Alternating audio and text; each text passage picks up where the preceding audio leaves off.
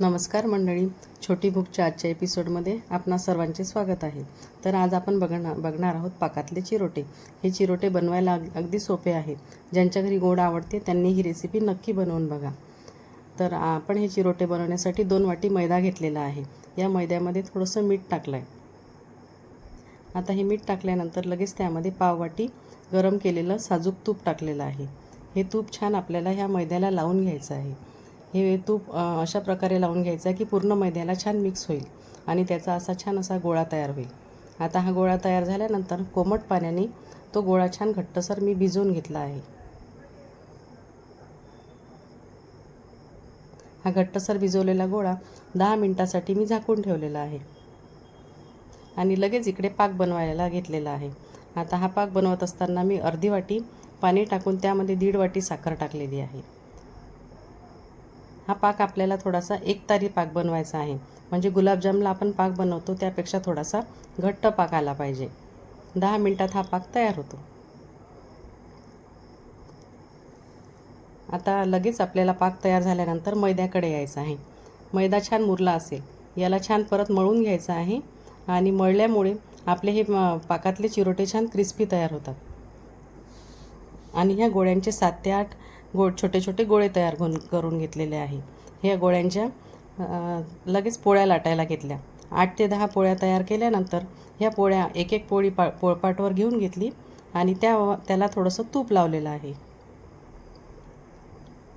तूप लावल्यानंतर मी त्यावर थोडंसं कॉर्नफ्लोअर स्प्रिंकल केलेलं आहे।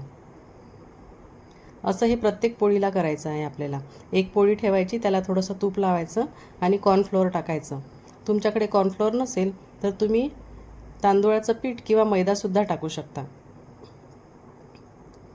अशाच पद्धतीने पूर्ण 7 ते 8 ह्या अशा पोळ्या ठेवून घ्यायच्या आहे। बघा, त्या पोळ्या जेवढ्या शक्य असेल तेवढ्या आपल्याला लाटतानाच पातळ लाटायच्या आहे। आणि ह्या सर्व पोळ्या ठेवल्यानंतर आपल्याला एक कडा घेऊन त्याचे छान असा रॉड बनवून घ्यायचा आहे। हा रॉड बनवताना आपल्याला एक काळजी घ्यायची आहे, त्यामध्ये हवा नाही राहिली पाहिजे, टाईट रॉड बनवायचा आहे।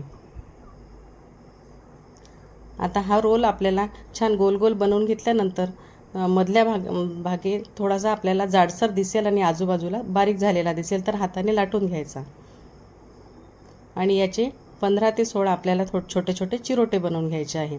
आजूबाजूचा भाग मी थोडासा काढून टाकलेला आहे आणि अशा पद्धतीने हे चिरोटे कट केलेले आहे। कट केलेल्या चिरोट्याला छान पानाचा आकार दिला आणि आपले चिरोटे तयार झालेले आहे। आता हे तळायला घेतले। तर हे चिरोटे तळत असताना तेल थोडंसं मध्यम आचेवर गरम केलेलं आहे आणि मध्यम आचेवर आपल्याला गोल्डन रंगावर येईपर्यंत हे सर्व चिरोटे तळून घ्यायचे आहे।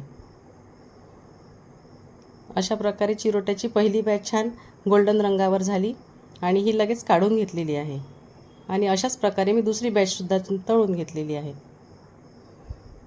गोल्डन रंगावर आलेले चिरोटे कोमट असतानाच आपल्याला पाकामध्ये टाकायचे आहे।